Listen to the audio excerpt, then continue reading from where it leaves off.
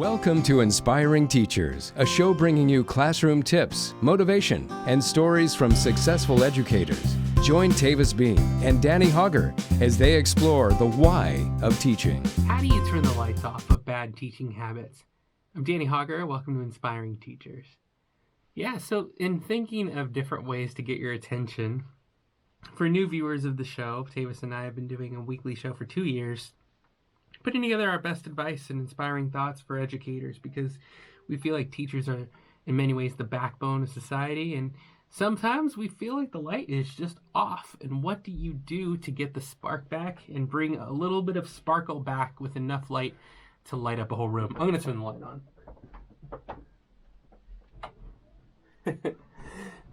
I thought that would be fun to start, but it might actually be a little bit annoying for the people who are listening to the show. Don't know, but the lights were actually off. And listen, sometimes we just need to refresh the practices of the classroom. Today's show is brought to you by AmpedUpLearning.com. Use the promo code HaugerHistory10 to save 10% on your order and get students out of the sit and get right of teaching with really new ways of teaching, new exercises, activities, some amazing resources for math, science, English, social studies. The Hauger History Store is there.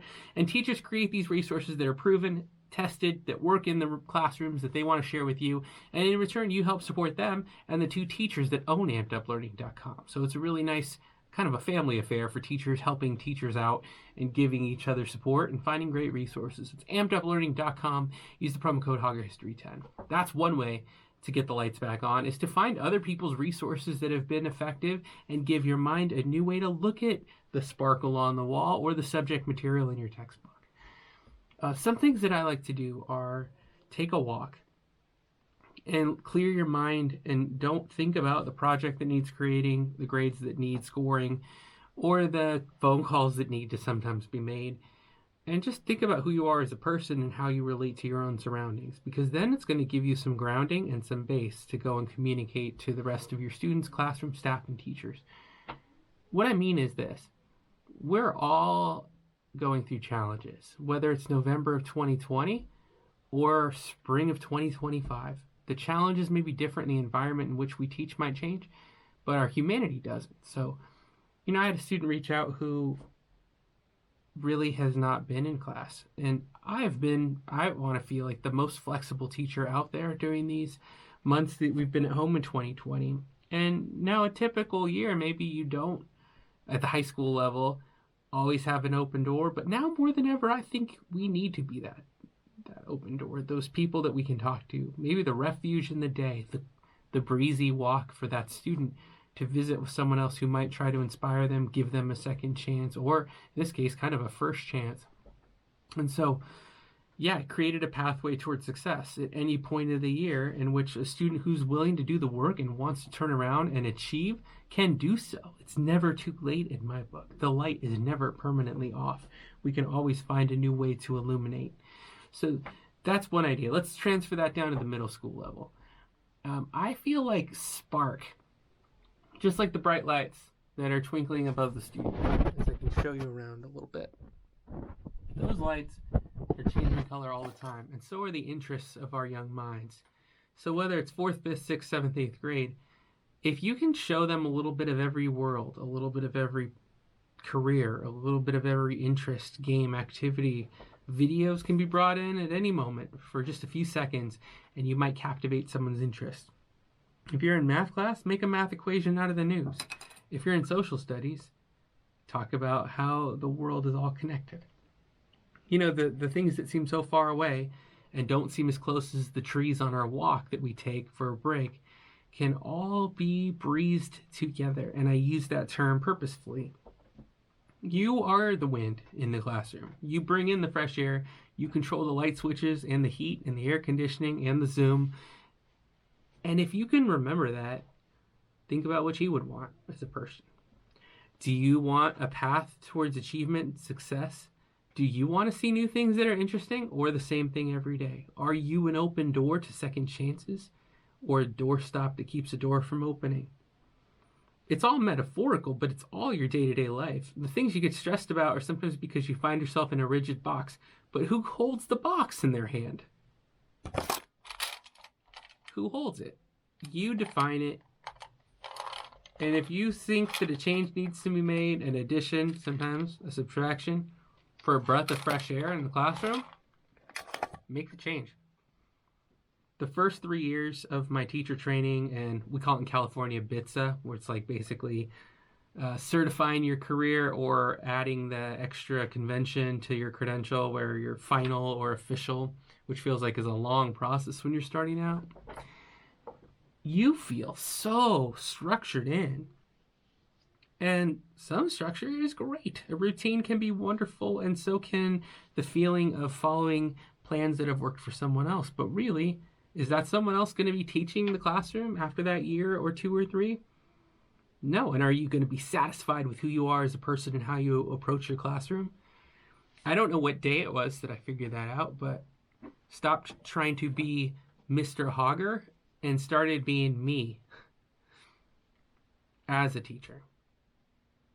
And when I learn something new, no matter where I gain that information, I bring that into the classroom day to day.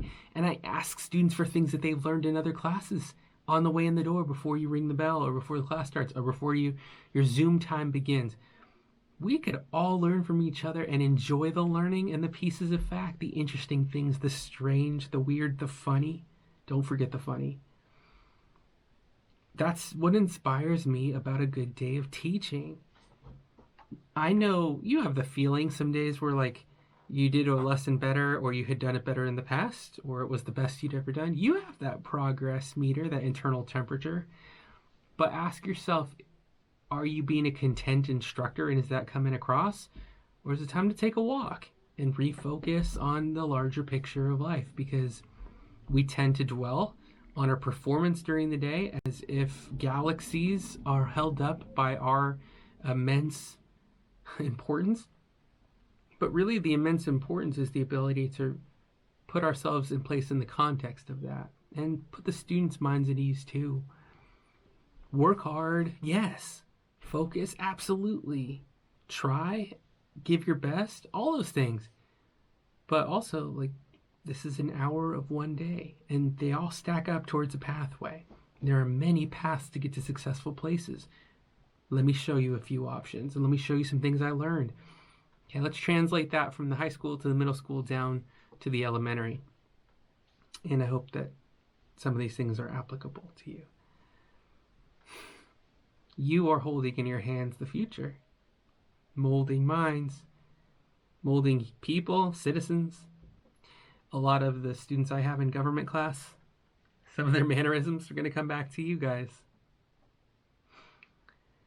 So as you answer questions that are unrelated to what you had hoped to hear, I remember when I taught kindergarten for a couple of weeks of summer, when I'd ask like a simple math question and I'd get, my mom took me to the park yesterday.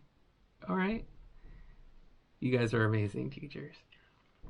You know, what is it that a new game can bring to your room? A new anagram, something on the board, something you act out. Or tell a story from your life and have kids act out different parts with charades or motions or dances or fun lyrics, and then embed the learning in the song.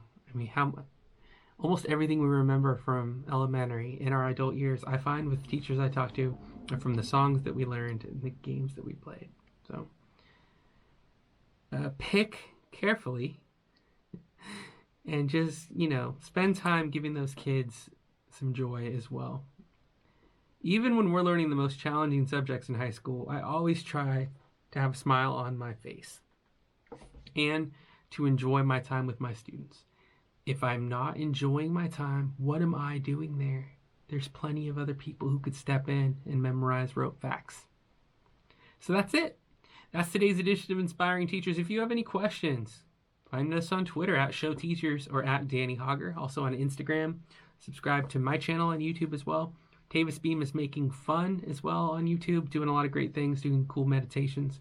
Follow him on Twitter at BeamTavis if he's posting right now, which he should be.